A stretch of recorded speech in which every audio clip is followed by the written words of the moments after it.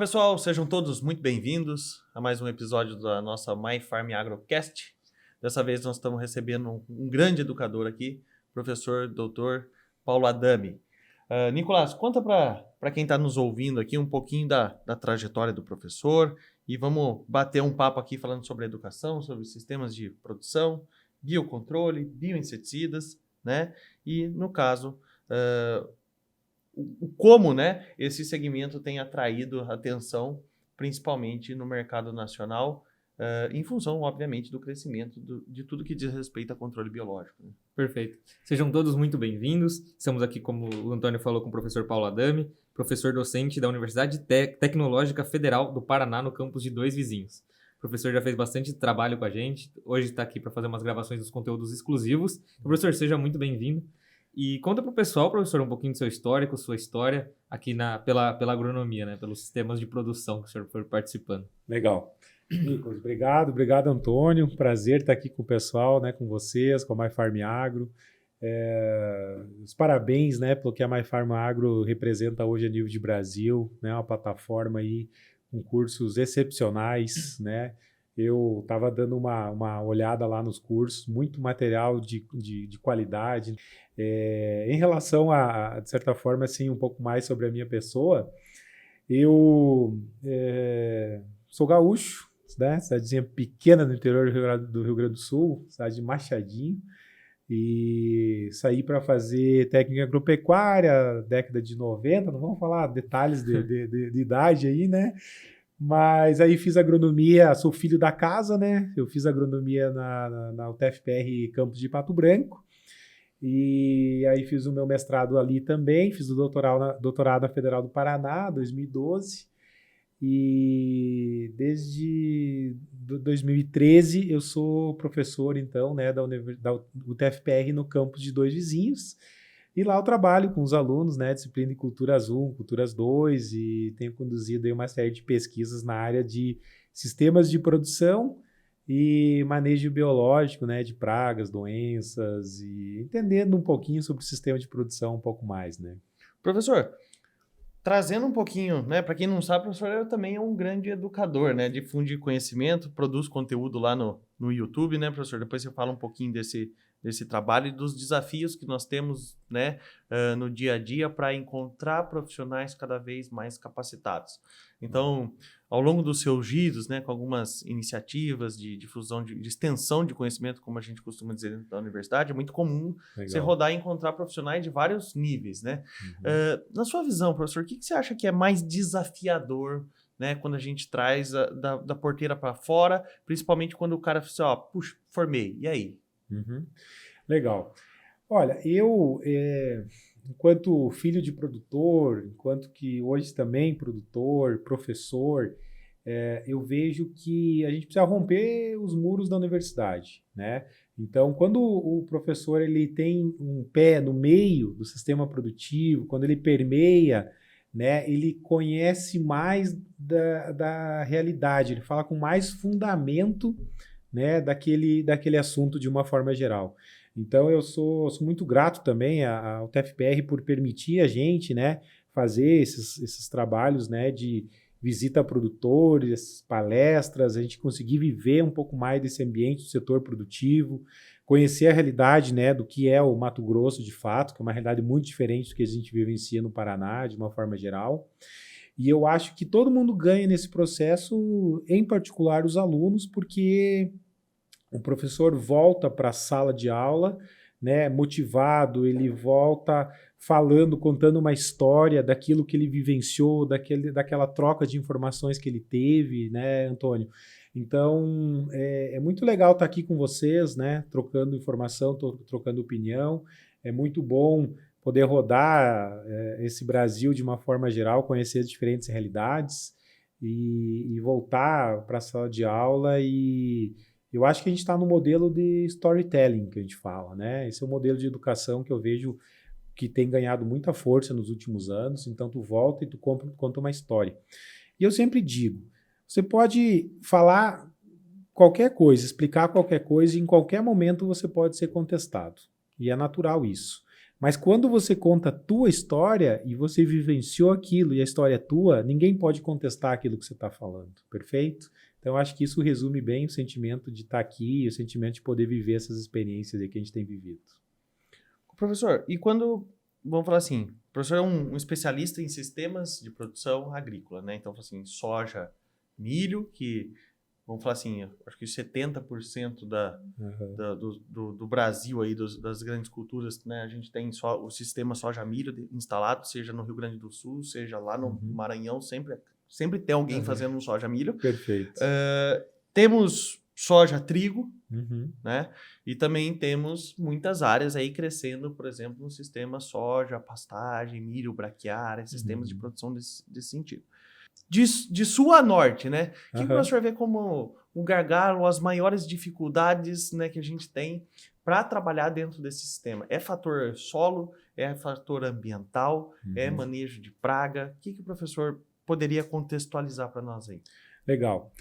Olha, eu acho que o maior desafio é hoje, a gente fala que um produtor toma em média 3 mil decisões por ano, né? Então ele está todo dia tomando uma série de decisões e decisões difíceis, perfeito? E a gente falar agora, eu tenho soja a R$130, eu pedi para vocês, o que vocês acham? Dá para vender a 130, espero mais, o preço vai subir, vai cair. Então veja, algumas decisões a gente tem que tomar sem muito critério, né? Ou com critérios mínimos. E às vezes é muito volátil ainda os critérios que eu tenho. Mas na maior parte das vezes, alguns critérios a gente tem como tomar decisão com base em critérios mais técnicos para ser mais assertivo um pouco. Então, é isso que tu me pediu, né? Quais os maiores desafios do agro hoje? Eu vejo que é tomar decisão técnica com base em critério técnico científico, pensando não único e exclusivamente no impacto dessa decisão no curto prazo, e sim no médio e longo prazo. Isso é o conceito, inclusive, do sistema de produção mesmo. Tipo, olhar médio e longo prazo, né? Exatamente. Quer dizer, o que é mais barato para mim? Usar um fungicida para controlar mofo branco a um custo de 180, R$200 por hectare, ou fazer um manejo biológico preventivo pensando no médio e longo prazo que vai me custar 1/3 desse investimento. Perfeito? Então, acho que essa decisão de olhar para o sistema de produção, e é natural a gente ser imediatista, até porque o modelo produtivo me obriga, né? Eu sempre brinco com o produtor. E aí, gente, quem está com dinheiro sobrando aí?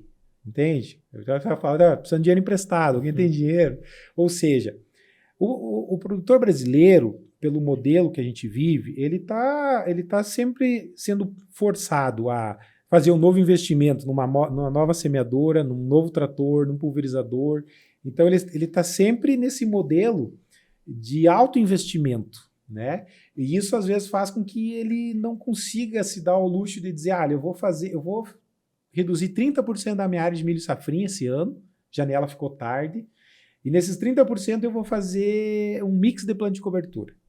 Porque eu entendo que isso aqui vai, na próxima safra de verão, me entregar uma resposta, uma produtividade muito superior na soja que eu fizer nessa área. Quer dizer, eu estou estendendo um tapete vermelho aqui para a próxima safra que vem. Então, esse pensamento, essa capacidade de estruturar o meu negócio, né? De dizer assim, se chegar e pedir para um grupo de produtores, quem aqui tem um planejamento de uso da área para 3 anos? É muito difícil a gente conseguir isso. E é aceitável a gente mudar o planejamento ao longo do tempo, conforme os percalços que a gente tenha.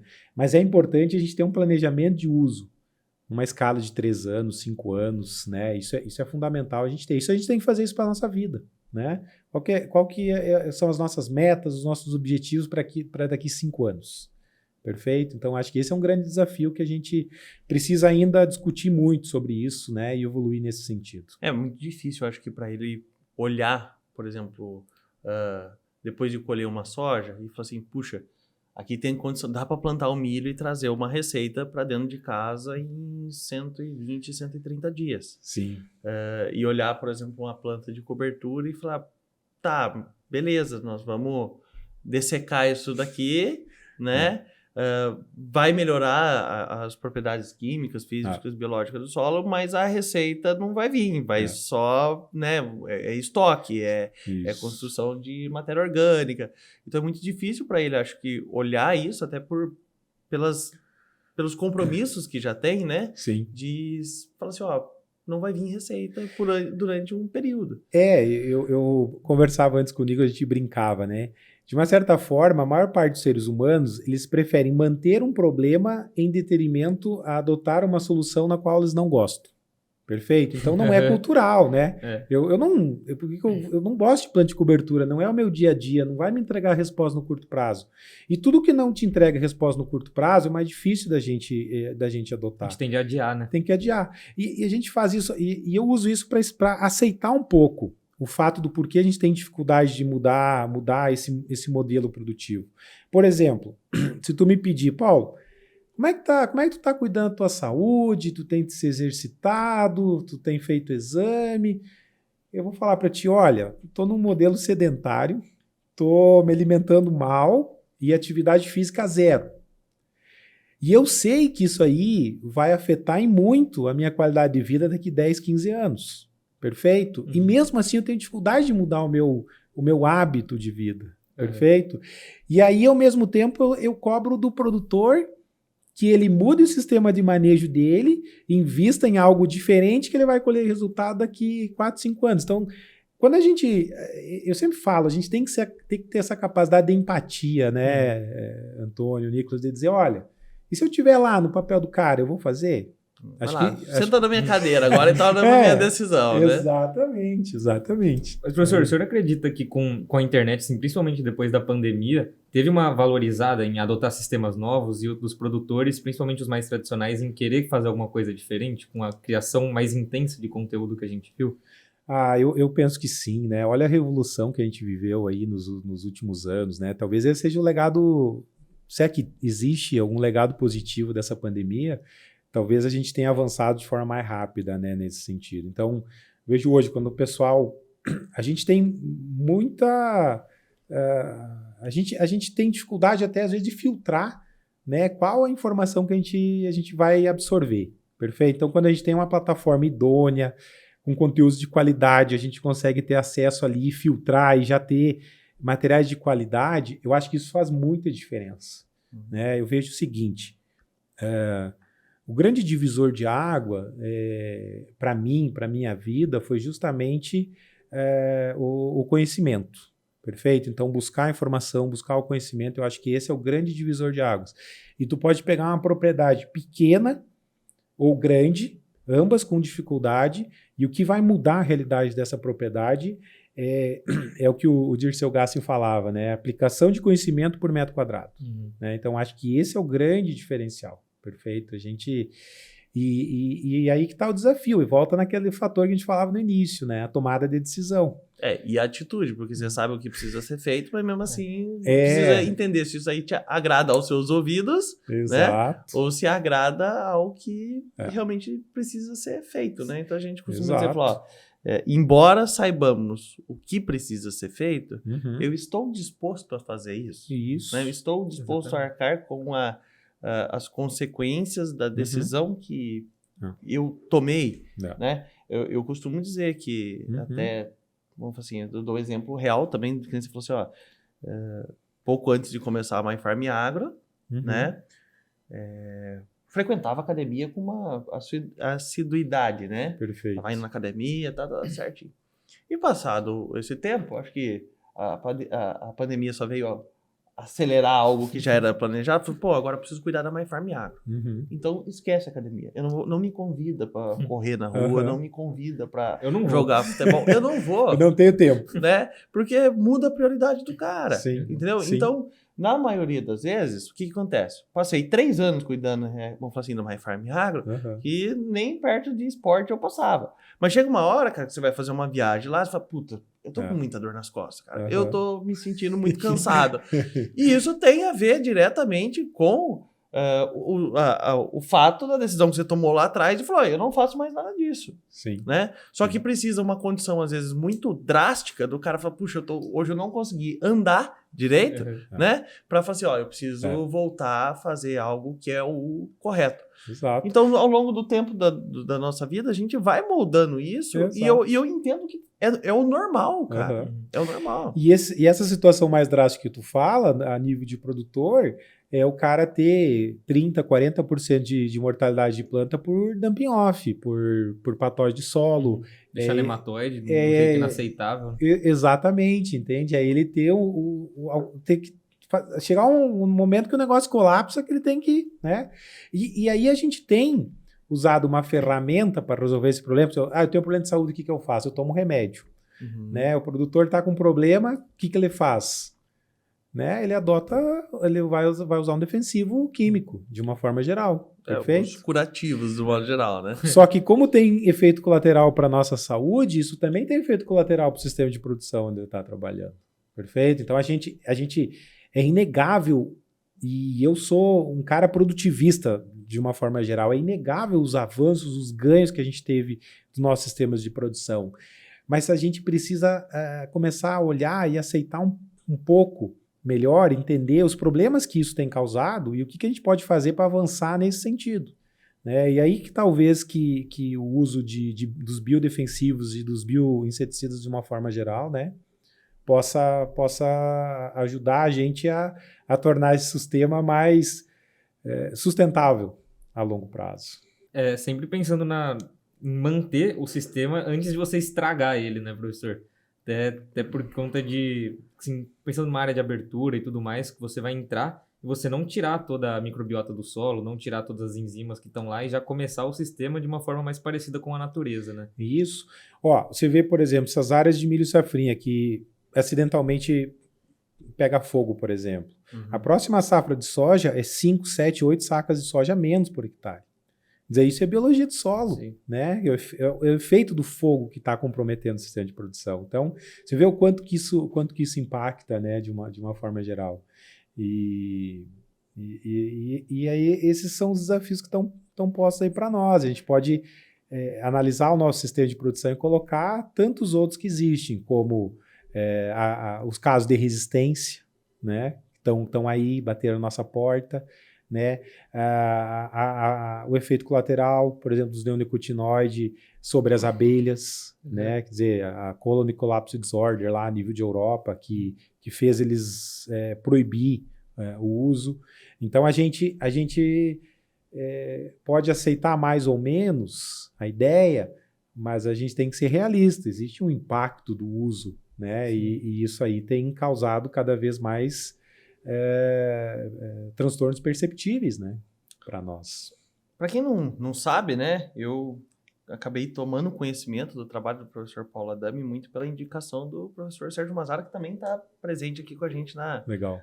na Farmflix, na My Farm Agro, já esteve presente aqui no nosso podcast.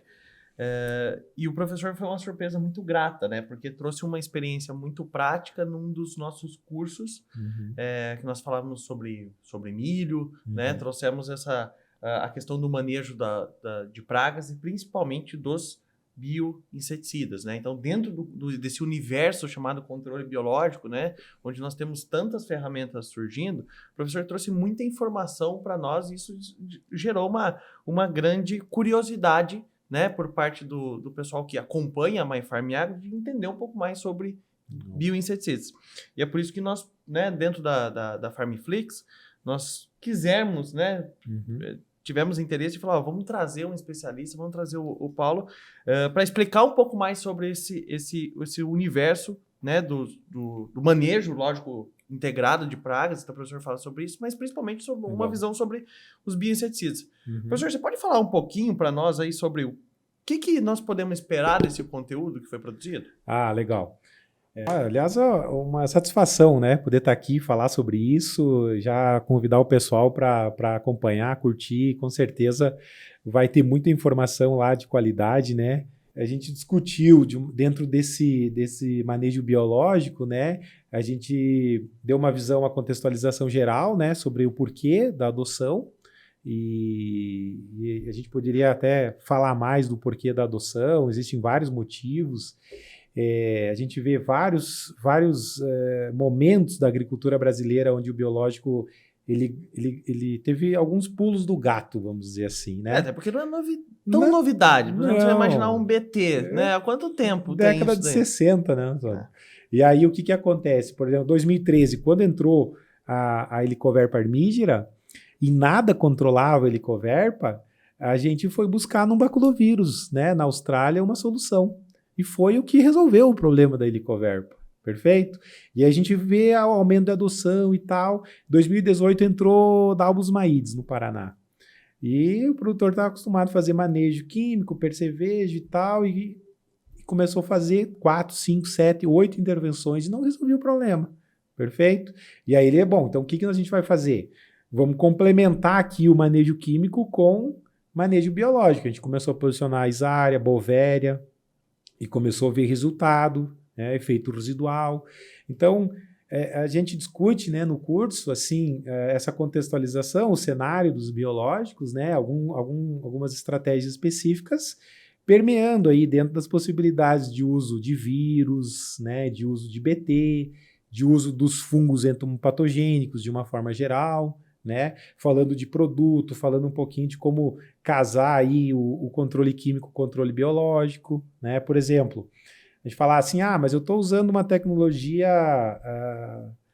BT, eu estou usando milho BT, então não preciso me preocupar com Spodoptera de uma forma geral. Bom, a gente percebe, isso cientificamente não é comprovado, mas a gente percebe que o Pro3, por exemplo, eu tenho resultado de pesquisa de 2 materiais, mesmo híbrido, Pro3, Pro4, Pro3 produzindo 23 sacas a mais por hectare.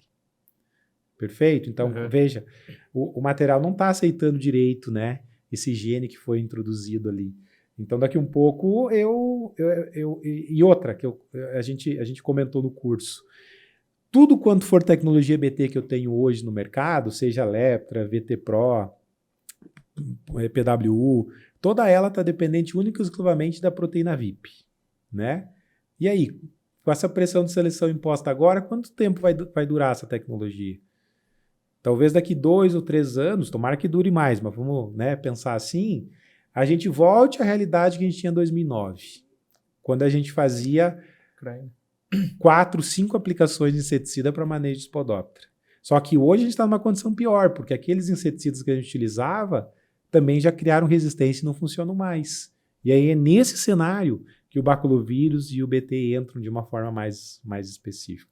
E aí tantos outros exemplos que a gente usou lá, né, Nicolas, de bactéria Pseudomonas chlororhaphes, de Chromobacterium. Então, dentro da bactéria não é só BT, a gente tem também outras opções aí, né, de produto. Então, é basicamente isso aí que o pessoal vai encontrar no curso lá. Tá? Tenho certeza que o pessoal vai gostar, a gente não está falando mais do mesmo, a gente está dando esse viés prático que tu comentou, então acho que o pessoal acessa lá e aproveita o conteúdo. Aproveitar que você que está acompanhando, né, esse episódio da My Farm Agrocast, né, aqui com o professor Paulo Adami, nós temos uma condição exclusiva para que você venha a se tornar um assinante da nossa plataforma. Então são milhares de alunos já presentes na nossa plataforma, onde você vai ter acesso a mais de 70 conteúdos exclusivos, né? São mais de 500 vídeos, 500 episódios e muito material didático para que você consiga, evidentemente, se atualizar, trazer o que tem de novo, né, nesses setores, por exemplo, como controle biológico. No caso, especificamente, estamos falando dos bioinseticidas. Tivemos recentemente os bionematicidas, Legal. indução de resistência. Então, Fisiologia. tem um acervo muito grande de material, de maneira muito robusta, com grandes especialistas. Então, estamos falando de pessoas que são renomadas, que construíram a sua carreira através de resultados, né, KM acumulado, e, consequentemente, conseguem contribuir e encurtar essa distância do conhecimento, né? Porque costumo dizer, o professor ainda é extensionista, sai rodando, né? Tá direto aqui, por exemplo, no Mato Grosso, fazendo rodada.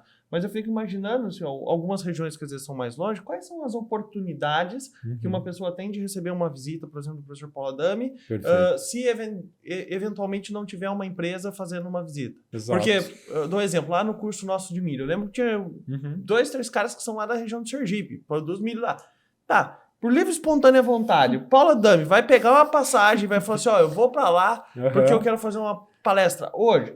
Não, né, assim, até porque tem os custos envolvidos, tem um monte de coisa, né, não dá. Mas, por outro lado, se Sim. tem a possibilidade de encurtar a distância e levar o conhecimento, a gente quer fazer isso, né, de maneira muito com qualidade, com relevância, né, e que seja importante para o cara, no seu dia a dia, fazer uso, obviamente, da informação. Né? Não, quando eu olho o gabarito das pessoas que já passaram por aqui, né? A gente passar, Sérgio Mazaro teve aqui outro dia, Cláudia Rieira. Então a gente fica honrado de estar aqui, né? A gente vê que são pessoas de alto gabarito mesmo, né? Tem cancha, como a gente fala no Rio Grande, né? Eu costumo dizer, assim, uma das empresas que mais treina, né, na parte de controle biológico, temos algumas formações bem robustas, né, a respeito disso. A Adailson Feitosa já esteve passando com a gente. Legal. Esse dia fomos super surpreendidos positivamente, né? Vi uma aula inteira de fisiologia vegetal a partir do uso de micro-organismos. Então, né, quebra realmente totalmente algo que é o óbvio, né? E traz um monte de inovação para nós aí que precisamos saber, né? O Brasil é o país que mais usa controle biológico. É uma coisa nossa, né? A gente não vai esperar a gente pode até trazer algum micro-organismo de fora e validar aqui, né? Tipo, a gente tem agora, a gente até estava avaliando recentemente uma bactéria que aumenta a capacidade de fixação biológica dele, né? Então, um produto inovador que veio de fora e tal, e a gente tem resultados promissores, né? Logo aí vai estar sendo divulgado, né? Vai estar disponível a todo mundo aí. E qual que é a sua opinião, por exemplo, assim, ó? Por que o biológico deu tão certo no Brasil? Legal. Vamos dizer o seguinte, ó, eu vejo nos últimos 20 anos um crescimento absurdo e uma tendência muito forte de crescimento também para os próximos anos. No meu ponto de vista, esse crescimento é muito sólido, porque a iniciativa privada comprou a ideia do negócio. Perfeito? Então, a gente vai resumir dessa forma para ti. Dizer o seguinte, se a gente analisar nível de investimento em biológico 5 anos atrás, talvez ele rodasse aí na casa de 3, 5 milhões de reais. Hoje, se a gente reunir meia dúzia de empresa idônea no Brasil, a gente está falando em 60, 70 milhões de reais de investimento anual em prospecção de novos micro-organismos, em formulação, em shelf life, em mesclas de produto. Então, uma vez que a iniciativa privada comprou a ideia do negócio e o biológico está entregando resposta a um custo economicamente compatível a nível de campo, é uma questão de tempo para aumento de uso. Porque todos aqueles efeitos benéficos que a gente sabe que ele entrega, né, quer seja redução de surgimento de novos casos de resistência, contaminação do ser humano, resíduo em produto, isso aí é ganho sistêmico que vem de carona. Né? Não vamos negligenciar, isso é fundamental. Mas essa nunca foi a mola propulsora por parte do produtor entre a hora de escolher, vou usar um piretroide ou vou usar um BT. Perfeito? Mas é o que funciona, né? Ele quer usar o que funciona, né? Então, eu vejo que é algo nosso, são empresas brasileiras, são micro-organismos prospectados na região e eles têm uma vida útil muito longa. Só que nem tu falou, a gente tem BT desde a década de 60, 2023, continua sendo efetivo, continua sendo utilizado, não tem caso de resistência. Eu tenho um BT que pode expressar dezenas de proteínas tóxicas e eu tenho um milho transgenicamente que tem 4 proteínas. Sim. Perfeito? Então, acho que esse é o cenário aí. E, professor, sobre a criação de populações resistentes, né? Por que o biológico ele é tão diferente das outras tecnologias que a gente tinha, tanto do transgênico como do químico, principalmente? Legal. É uma pressão de seleção imposta, no meu ponto de vista, né? Então, veja, você colocou a Cryo 1AB dentro da planta de milho. E, independente da condição do ambiente, independente do estágio fenológico, a toxina está sendo expressada. E aí você aumenta a adoção em larga escala disso. E aí você só tem milho BT com a proteína. Refúgio é uma coisa muito discutida, né? A gente tinha a tecnologia RIB lá, a nível de Europa, Estados Unidos, 5% de milho convencional no meio. No Brasil, por uma questão, no meu ponto de vista, mais de logística, de peneira. Imagina você ajustar diferentes materiais, diferentes peneiras. Isso ia ser um problema gigantesco para a indústria. Então, a indústria preferiu, vamos manter aqui 10% da área de milho convencional para você fazer refúgio. E, na prática, esbarrou lá no operacional do produtor. Então, isso não foi implantado. Então, pode ser doído a gente falar isso, mas quando sai uma tecnologia BT, um evento transgênico, ele sai com um prazo de validade. Perfeito? O quanto de tempo que vai durar depende da forma como a gente utilizar a tecnologia. Certo. Como a tecnologia é boa, todo mundo quer usar e usa em larga escala, a pressão de seleção imposta é gigantesca e o tempo, a evolução... Porque naturalmente a gente tem uma lagarta resistente, ela está lá. Nós temos plantas daninhas resistentes a herbicidas que nem foram lançados ainda. Uhum. Perfeito? Então, essa pressão de seleção que faz esses biotipos se manifestarem e, com o tempo, eles acabam se tornando dominantes. Certo. Ao contrário do BT, na essência do bacillus, que, como eu disse, pode expressar várias proteínas tóxicas. Por isso que ele não tem caso de resistência ainda evidenciado, né? Beleza. Professor, caminhando agora um pouquinho para a nossa reta final aqui da nossa conversa do nosso podcast, perguntar, né, onde que posso encontrar, né, informações? O professor é bem ativo nas redes sociais, né? Legal. Passa um pouquinho da onde encontrar o Paulo Adami, né? Para quem gosta, se interessa pelo assunto, né, de sistemas de produção, sobre manejo integrado de pragas, sobre bioinseticidas.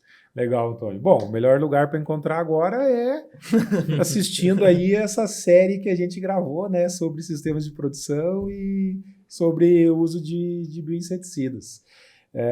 Mas eu também aí com a pandemia eu acabei criando um canal do YouTube para divulgar informação, né? Uhum. Aquela coisa, a gente, como professor universitário, a gente é muito acadêmico às vezes e a gente orienta no mestrado, doutorado, daí escreve um artigo científico, traduz aquilo para inglês, publica numa revista internacional e para a comunidade científica isso é fundamental, né?